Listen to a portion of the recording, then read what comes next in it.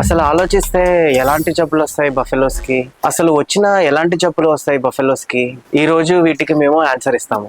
దీని answer yes అండి. అవును, బఫెలోస్ కూడా మనలాగే డిసీజెస్ వస్తాయి, అవి కూడా మనలాగే మెడిసిన్స్ తో క్యూర్ అవుతాయి. సో దీంట్లో మోస్ట్ కామన్ డిసీజ్ వచ్చేసి యాక్టినోమసిస్ అంటారు. దీన్నే మనం హ్యూమన్స్ లో వస్తే సెప్టిక్ అయింది అంటాం కదా.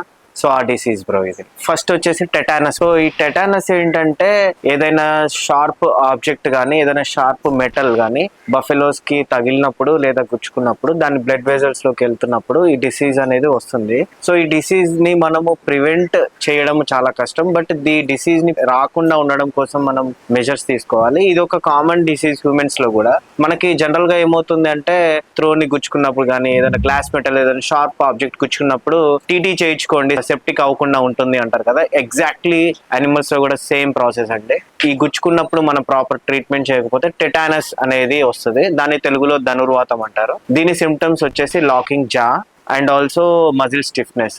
ఈ జా లాక్ అయినప్పుడు ఏంటంటే వాటికి తినడం అనేది ఇంపాసిబుల్. ఎంత ట్రై చేసినా అవి నోరు అనేది తెరవలేవు, తినలేవు, తాగలేవు. దీనివల్ల మిల్క్ మీద కంప్లీట్ ఎఫెక్ట్. అండ్ ఆల్సో ఇది ఒక ఫేటల్ డిసీజ్ బ్రో, చాలా వెరీ వెరీ సీరియస్ డిసీజ్. దీనికి ప్రివెన్షన్ ఏంటంటే ఎవ్రీ 6 months to 8 months ఒకసారి టీటీ ఇంజెక్షన్ అనేది అన్ని బఫెలోస్ కి కానీ కౌస్ కానీ వేయించుకోవాలి. నెక్స్ట్ సెకండ్ వచ్చేసి యాక్టినోమసిస్.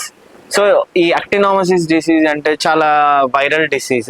ఇది ఏరియాస్ ని బట్టి మారుతూ ఉంటుంది. మాకు ఇక్కడ ఆంధ్రప్రదేశ్ లో వచ్చేసి మాకు కొంచెం విజయవాడ సైడ్ హీట్ ఎక్కువ ఉంటుంది బ్రో, హ్యూమిడిటీ ఎక్కువ ఉంటుంది. సో దానివల్ల ఏంటంటే వీటికి సీజనల్ చేంజెస్ ఎప్పుడు వచ్చినా, ఫస్ట్ వైరల్ డిసీజెస్ ఎప్పుడు వచ్చినా ఇది ఫస్ట్ అటాక్ అవుతుంది. దీని సిమ్టమ్స్ వచ్చేసి బాడీలో స్వెల్లింగ్స్ వచ్చేస్తాయి బ్రో. ఫస్ట్ మెయిన్ స్వెల్లింగ్ వచ్చేసి ఈ జా కింద వస్తాయి అండ్ ఆల్సో లెగ్స్ లలో అండ్ బాడీ ఇన్నర్ లో స్వెల్లింగ్స్ వస్తాయి. సో ఇది మనము ఇమ్మీడియట్ గా ఫైండ్ అవుట్ చేసి వీటికి ట్రీట్మెంట్ అనేది స్టార్ట్ చేసుకోవాలి. ఈ స్వెల్లింగ్స్ కనుక మనం ఫైండ్ అవుట్ చేయకపోతే ఇది కూడా ఒక ఫేటల్ డిసీజ్.